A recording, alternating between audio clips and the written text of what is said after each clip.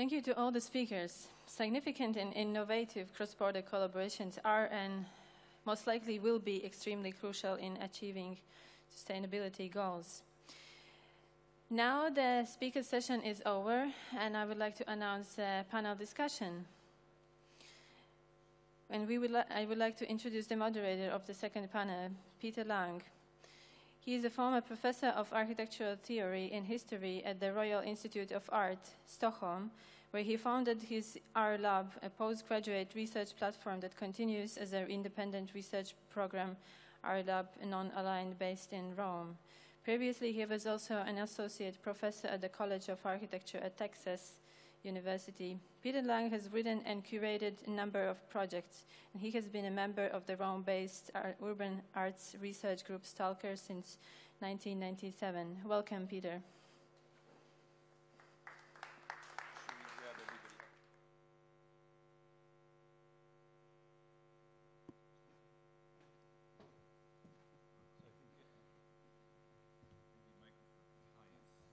Okay, so what I think the first thing we're going to do is ask everybody from this panel to come join us. And welcome for the second panel discussion. So make yourselves comfortable. Okay,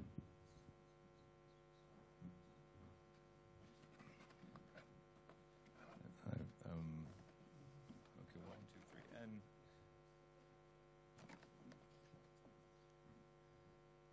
so before we get started, I'll just give a brief intro to how I see this discussion going. And first of all, I appreciate the introduction, and I thank the organizers for putting this incredible day together. I was trying to think, what am I? And somebody told me yesterday that I was a transnational. So because I live, work, and I come from so many different places that it's almost difficult for me to start to even begin with that story. So I think trans anyway is a pretty good term these days. So transnational, I feel quite comfortable with that. What I was going to do before we get a start is to try to explain a little bit of what a shared space, which is part of the title here, the ecosystem of the Baltic region, and is it or can it be a shared space? And that question, of course, should begin with what is a shared space after all. And so I began to think about, what is shared spaces, and then of course the first thing that came up was the oasis. An oasis is an early version of a shared space, and not the rock and roll band, but I looked into that first, and I said, okay, I wonder why they named themselves Oasis. Is that something of a shared brotherly love, or wasn't quite sure. But then I went a little further into that concept of shared space and oasis, and of course an oasis is an ecosystem which functions as a very tightly knit and very complex ecosystem that finds itself like Baria near Cairo as a kind of isolated green space, which depends on a level of transhumance. So you have both an ecosystem and then this floating population that moves through it to take advantage of these ecosystems. So you could say that an oasis or the shared space can work like that kind of ecosystem. And then the description, if we go a little deeper into that, the descriptions of oases could be also continue to be called refuge, haven, safe haven, sanctuary, sanctual, shelter, resting place. Now, a couple other terms that I like very much: hiding place, harbor, asylum, hideaway, and hideout. So there is this interesting flip between, the idea of a sanctuary and a refugee area or asylum, and then the other part of that, which is, a common place where people can hide away from persecution. I assume, or other activities. But then going on a little further, I noticed that you also have this thing called time sharing. So time sharing is another way of understanding this notion of shared space. But what's interesting is that it quickly became a term and terminology describing computer resources and computer logic. So time sharing in computer world, it can imply, for example, as the descriptions are one description is an executive user sharing. So the way the computer will divide up users and executive actions across the time of computer usage. Or you could call it space sharing on the computer, which would be related to memory space and data sharing. So there is that part of the timeshare factor which relates precisely to the way we share data and the way data is shared to save space on computers. And then there is this last thing that I was kind of intrigued by, which was this idea of what we call the sharing. Let me just think of this. Timeshare or a living share or work share, which is the new ways we're living. Like, for example, work share space, where you, instead of living alone by yourself, you start to work or live in these communities. So moving from everyone works in Starbucks to everyone is renting common spaces where there's this work share, live share, etc. So that's one more in this progression of what sharing might mean to us today. And that's, I have to say, quite intriguing, because some very big economies have been constructed and then have failed over this kind of commoning of spaces for work. And so I think to bring us down to the kinds of questions I have for today, I was just thinking of one further thing, and that was the this Baltic Way that we've been discussing, and the Baltic Railway, and also was that related to this road, the Baltic Road, where everybody in 1989 to 1990 pulled together this chorus line from Latvia to Estonia, and so it got me to think also about the common chorus as a shared space, and that being a very famous performative aspect of life here in these Baltic countries. So I thought maybe I should start singing a song, but then I thought, okay, I'll hold off on that and spare you of it. But so that's, I hope now it might seem a little clearer to you what the concept of shared space could be. And then, of course, where are we when we come back to these fantastic presentations where we saw so much mapping. And actually, there, I have to say, is yet another way of sharing visual information and visual culture. So if you allow me, I'll start with a couple questions, which I'll ask all of you, and you can come and respond. But okay, so for this first question I have for us, I was going to ask this question about dependence and independence. So the Republic of Latvia was once an independent nation, first in 1918, and has become again an independent nation after 1990. What are the signs and symbols of this independence, and how does Latvia contribute to the Baltic region's stability? How are they different communities from within this region coexisting? So one of the first things that I thought to ask before we get to this idea of sharedness is this idea of the new and repeated cycles of independence. So does any of you feel like you'd like to answer or speak to that? We've been through this independence and dependence a few times. It changes the economic outlook quite a lot. And I'm only one from Latvia, so.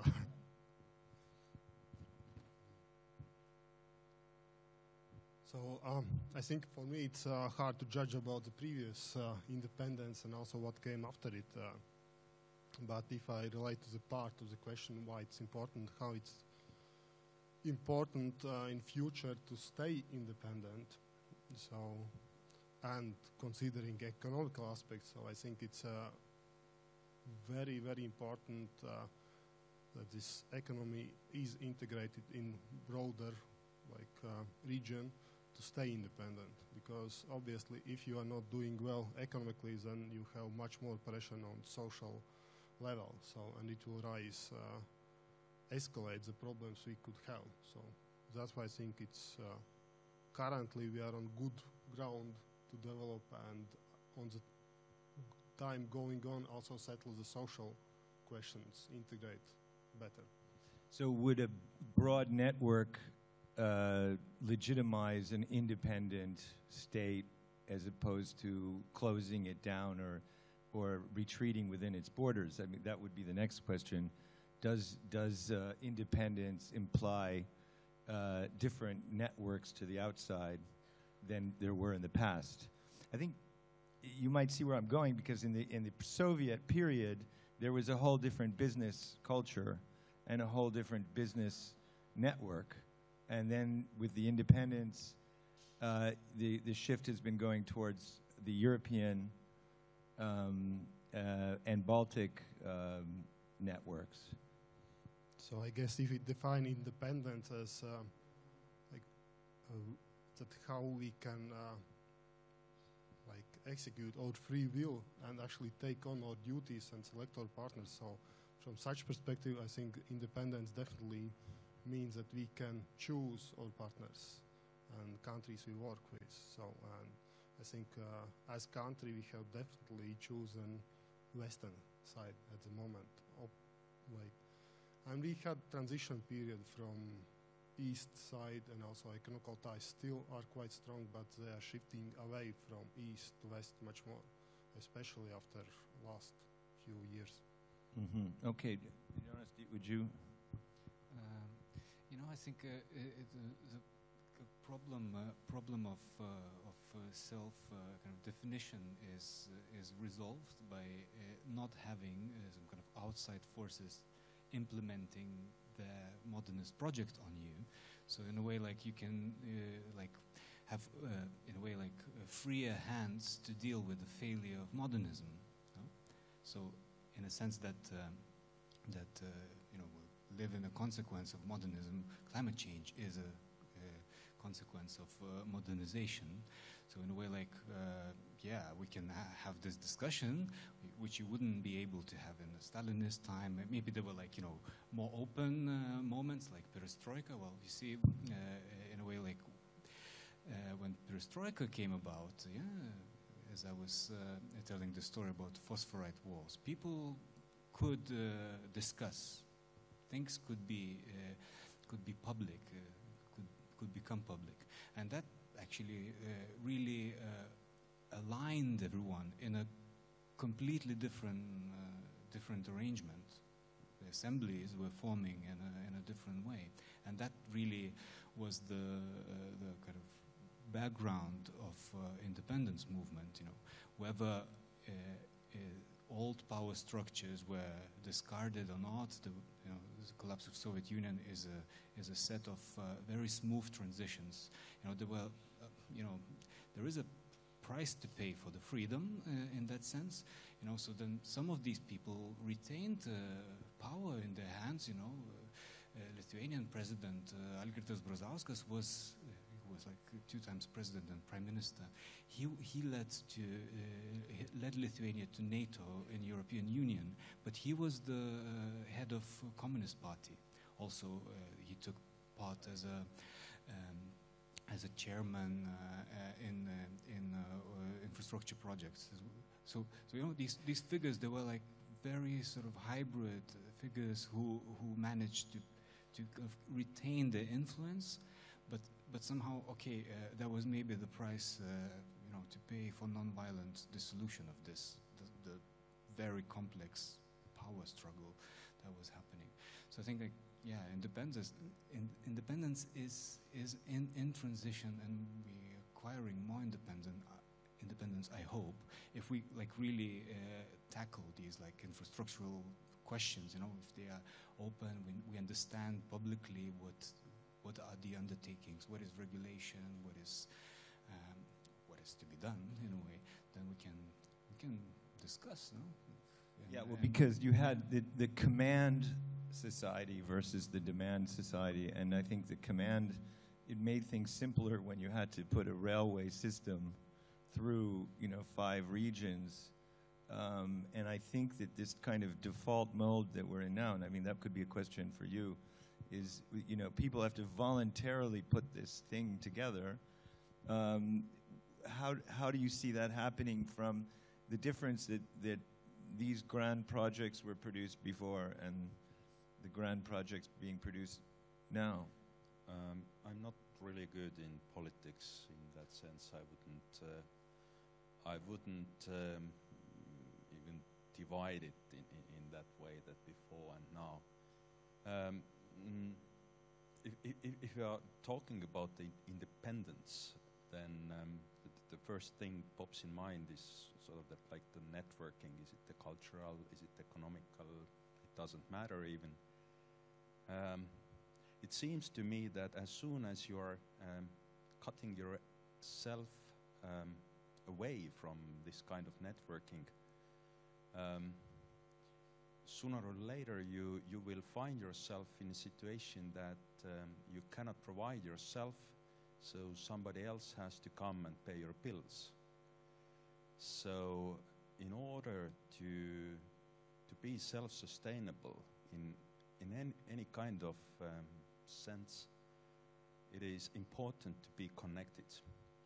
Yes, the politics can kind of direct it, or to say that now we are connected towards the Moscow, or now we are connected towards the Brussels, but that's about it. And you actually don't have the freedom to be totally independent in that sense. You have to be connected. You have to be present on this world. You cannot take yourself out from the collar and pull yourself out. It feels to me that this is the crucial to understand in this context. Yeah, but independence implies something that we can do it on our own, and yet everyone needs this deus ex machina to pull things together. And being cut off, for example, on the oil supply system. You're talking about freedom of choice. Yeah. This is, yeah. Yes. It's what defines us. That's why we are humans. Right, right. But we're battling that aspect. But I think we're going to get into this in a subsequent follow-up.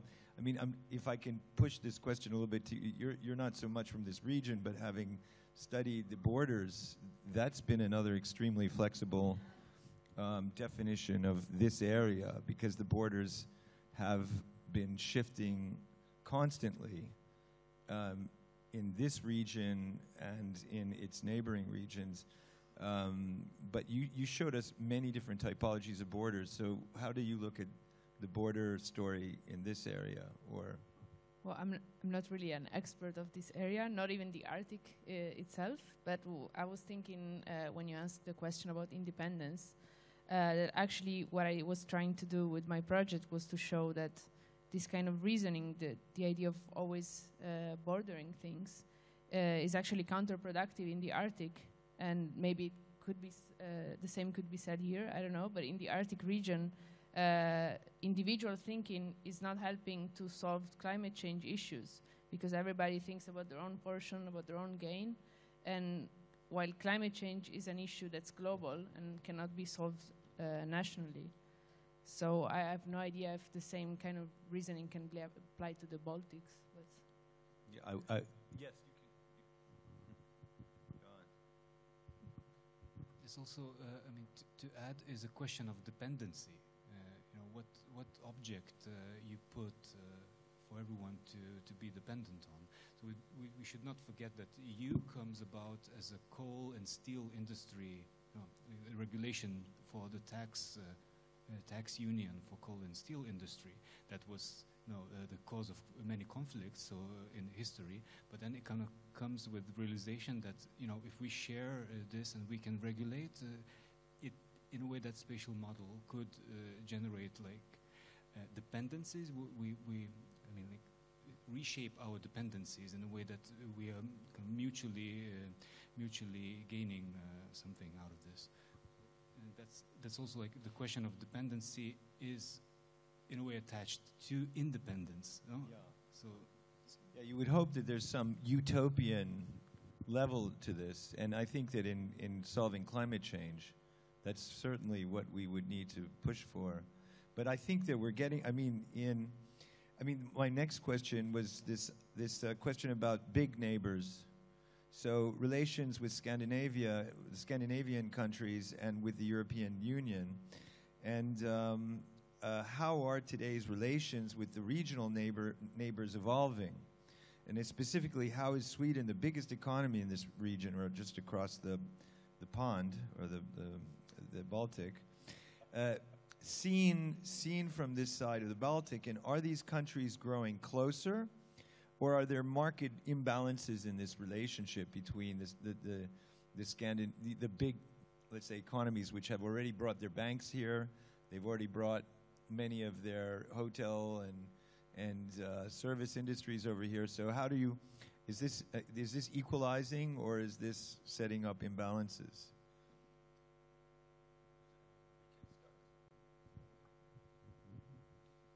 So I think it's definitely not one directional. So as you see in my presentation, big share, like one of top 5 export destinations for Latvian companies are Sweden.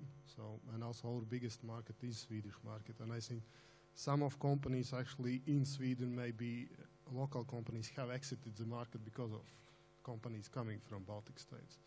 So, but as I said, this regional connections helps to grow whole region more. It helps to increase competitiveness of products, of construction products over there in Sweden, and it also helps to grow rest of the region. So, and it also, as there is demand for very advanced technology, I would say. Sweden in general, considering BIM is one of the, if not the highest ranking country, I would say, in BIM implementation.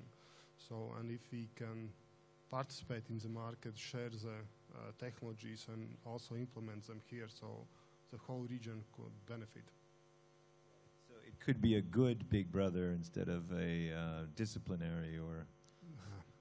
As it is with brothers, you always are a little bit careful. But in such sense, yes, it's better than other big brothers. And it's not so big compared to some other neighbors. Yeah. So anybody else wants to comment on neighbors and...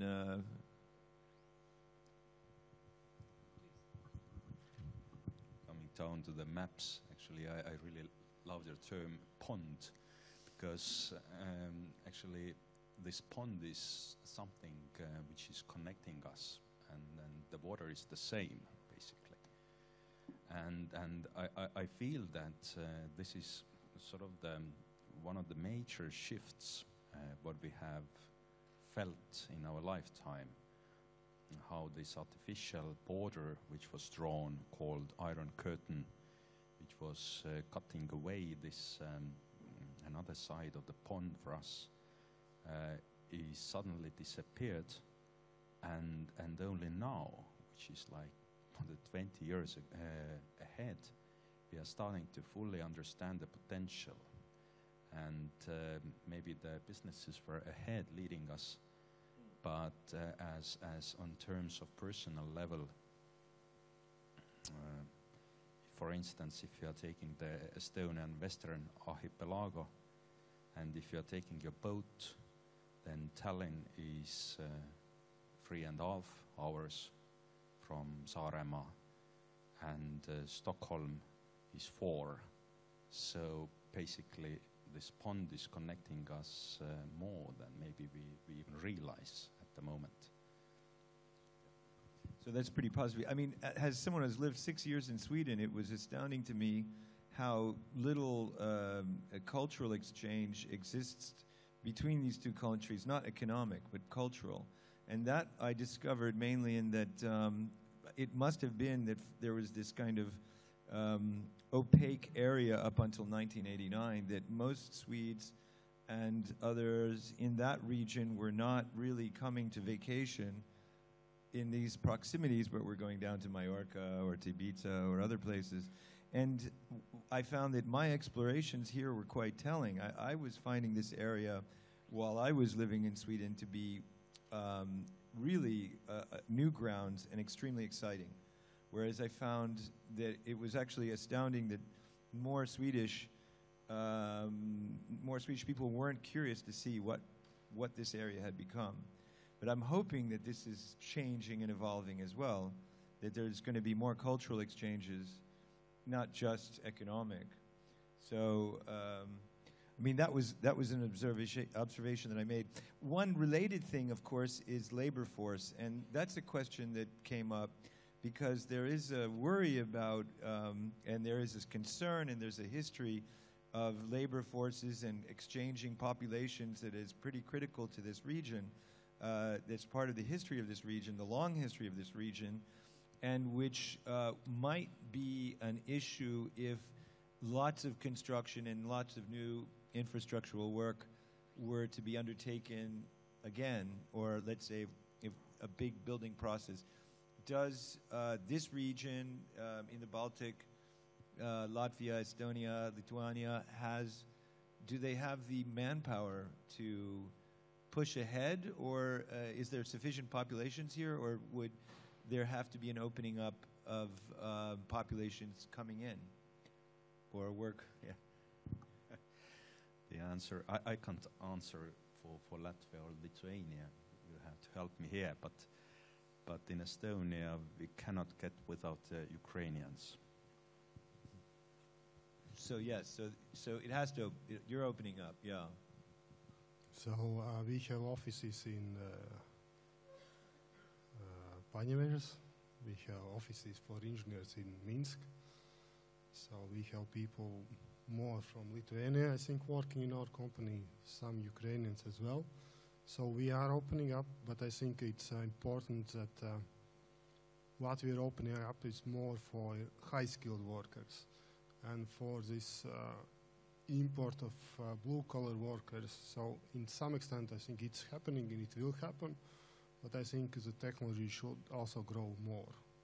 So because if you look back, and there was Ministry of Economics forecast some years ago about construction industry development in Latvia. So, and when I look at the numbers, so in 2008 there was some 110,000 working in construction.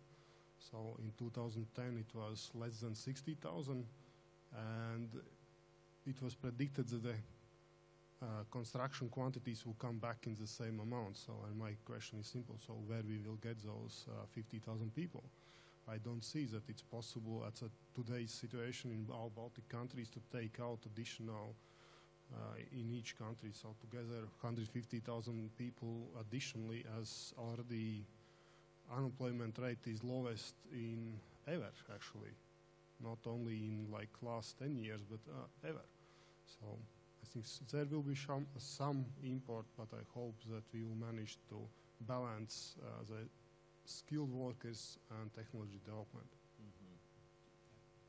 Well, I would just say that if there is a worker shortage, then people here are going to have to work more or longer hours, and that usually is not a very happy solution. So that can lead to unrest, and so there's this balance that has to be drawn between the open migration, of course, which is one of the main themes of this conference, is, you know, can migration work in this region?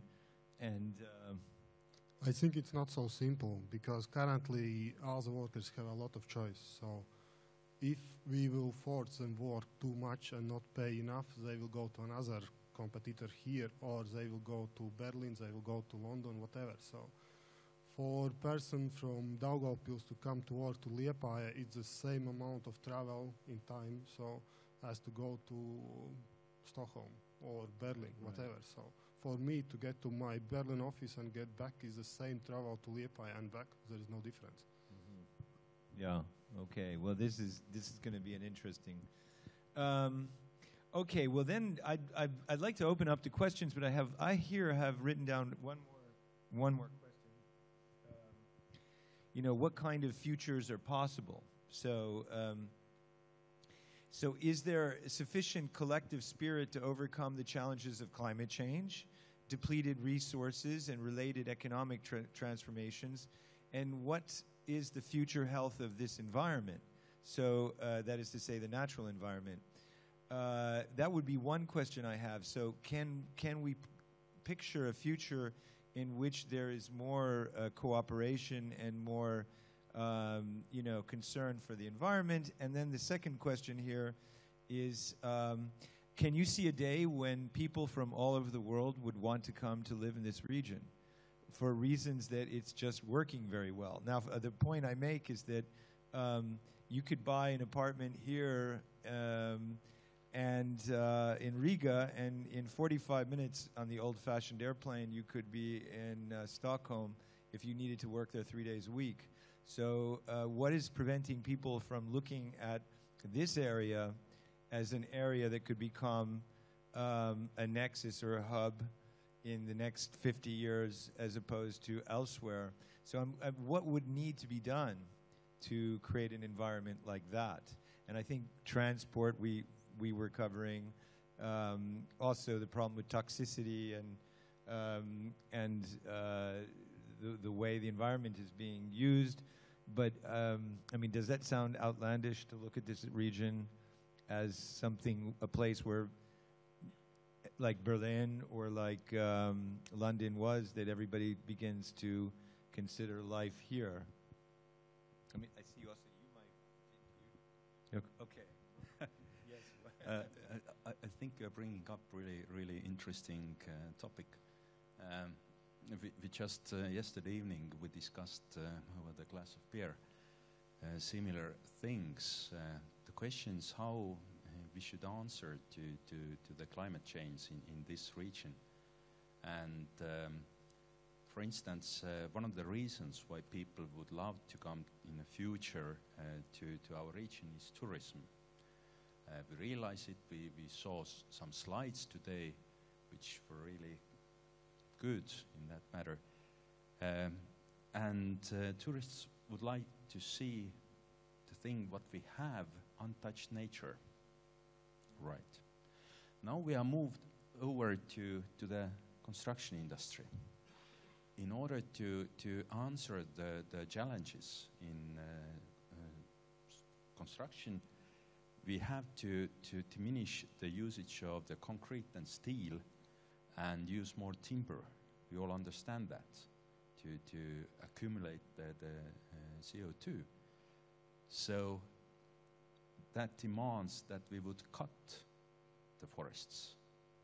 So in one way, we value our forests most. Yeah. This is what makes us attractive, even for us. And in another way, you have to use it. This is the matter of the public discussions yet to be conducted. How can that be made sustainable?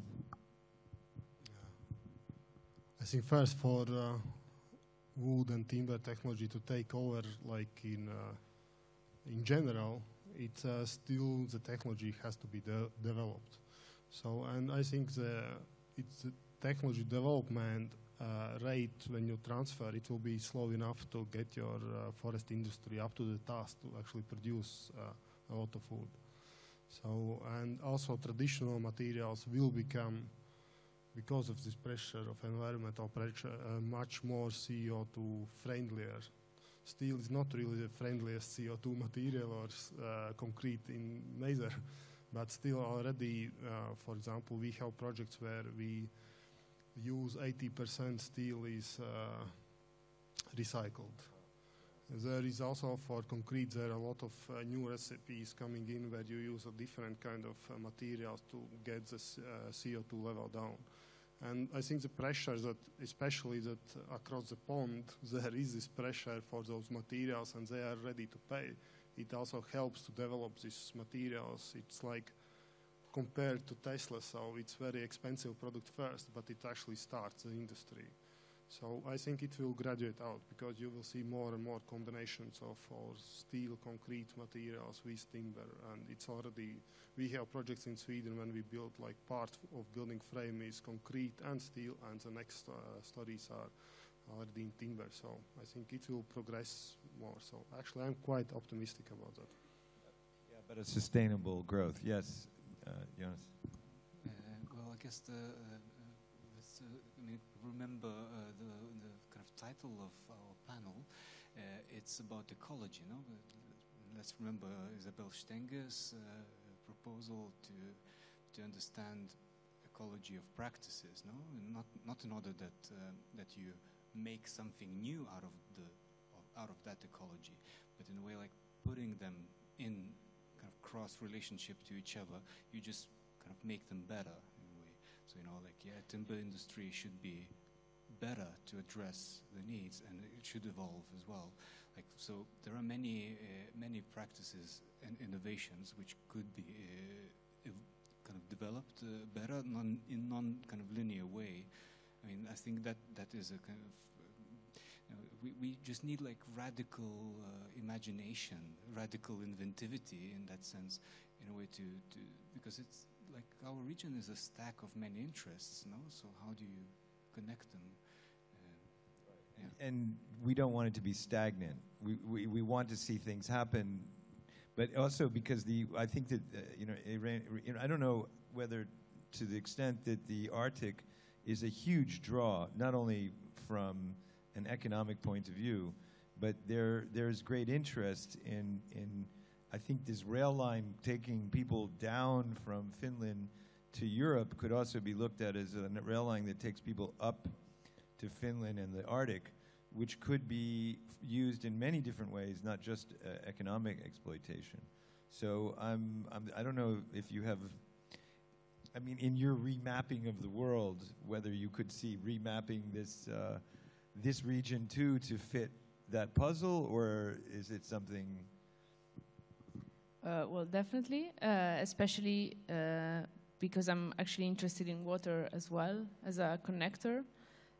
So there's a lot of parallels between the Arctic Ocean and the Baltic Sea. But I have a much less hopeful outlook on the future, actually. So I think all these new inventions and technologies that address climate change are really positive, and I also get excited by it. But if you look at the scientific data about climate change, even though we can get all these implementations, we will not live in the same world that we're used to live in. So that's why also it's important, as you say, to map the situation and understand what's happening and how the change is coming about. Yeah, did you want to say that gloomy? But we need skills and talents just to remap. And actually, I think in every one of the presentations I saw today, maps were so critical to understanding what the problems are here. So there is this necessity to map and to remap and to countermap in order to bring us into a new phase of this project, and hopefully with enough political willpower and cultural and social consensus that these things can be dealt with and one day brought to a better future. I think with that, I would open to the public if there's any questions? Yes? All right, so should I throw you the mic, or do we have...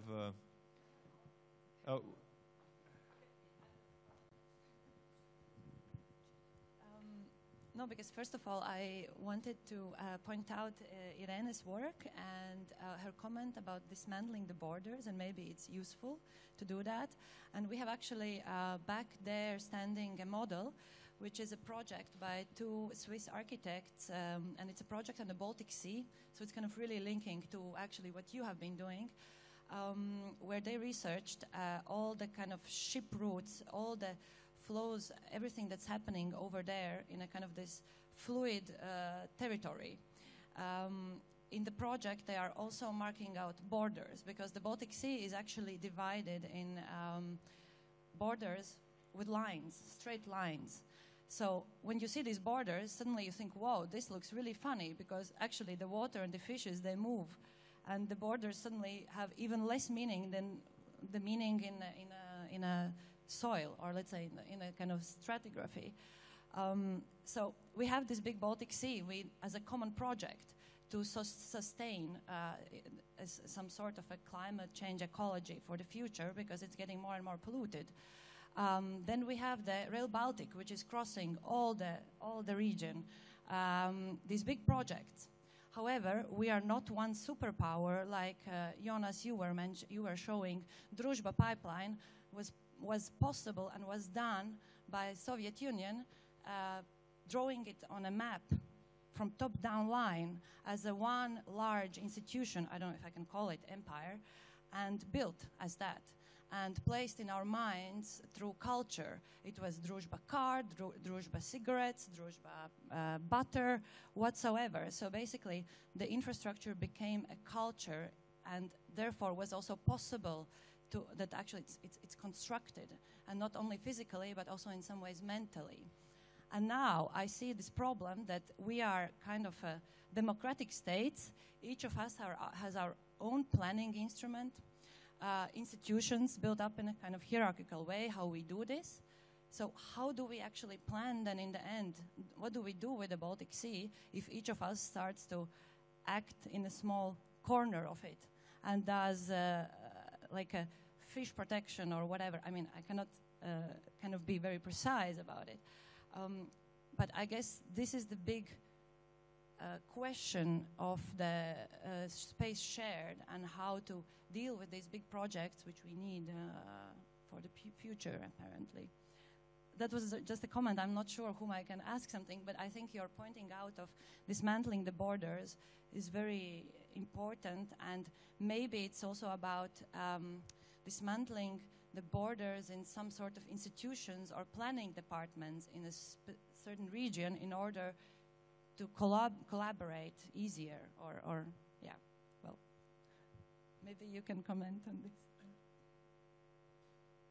Yeah, well, I think your comment was very precise, especially for the fact that, as I tried to explain in my presentation, we cannot escape the linearity of borders, but we can find a legal framework for open collaborations and transnational legal approaches. But then, yeah, specifically in the Baltic region, I don't know exactly what the solution could be, but it's certainly the point to tackle. Yeah, well, watching fish flows, one thing I understood was that wetlands are very difficult to break down into property lines.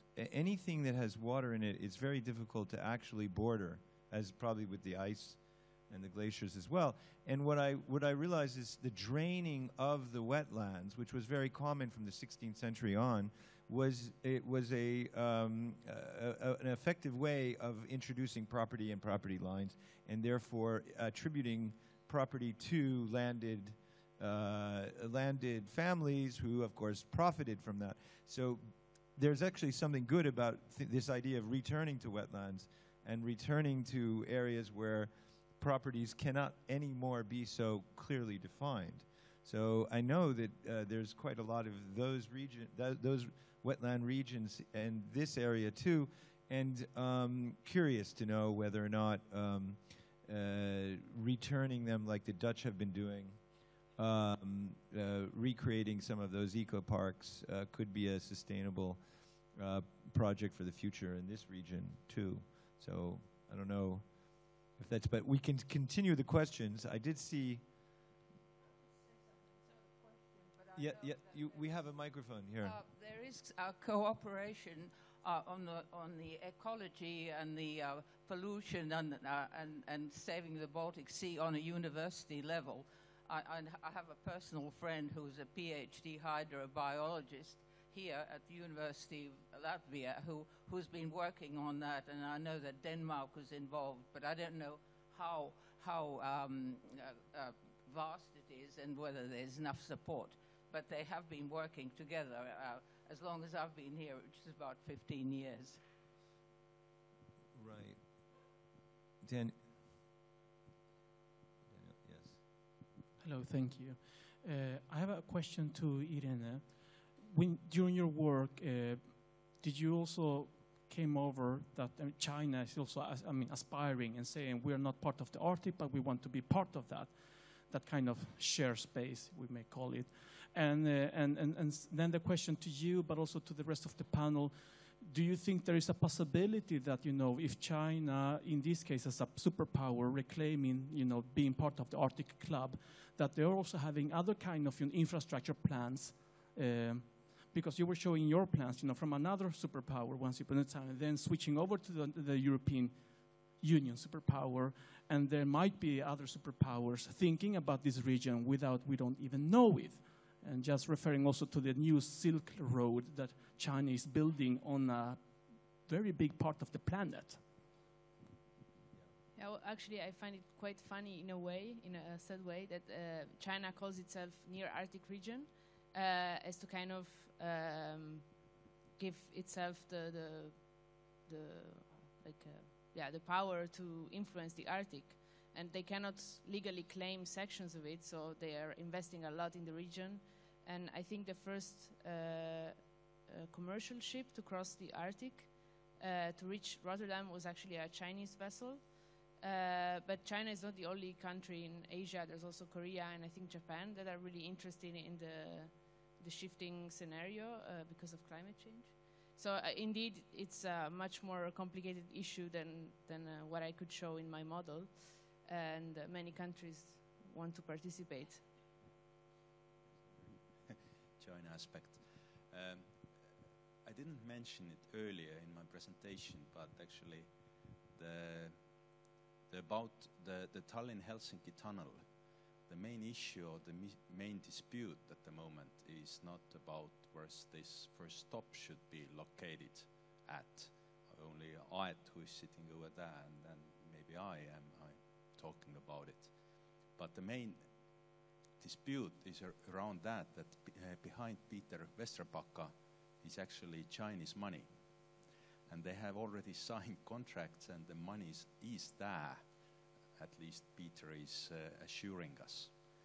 And the main dispute on the minister's level is that can we use the Chinese money and Chinese technology to build that tunnel, which is completely different unearthly aspects on such kind of the issue. So there is your China. That's pretty funny because I was remembering the Helsinki debates over the Guggenheimization, the colonial efforts of the American Museum to take over. So it's instead of a little tiny museum, you're talking about a world power stepping in. It's a big difference proportionally. So obviously, the many people are starting to look at this area, right? Yeah. There's any other comments or questions? I think maybe there's a moment in time when people are getting a little tired.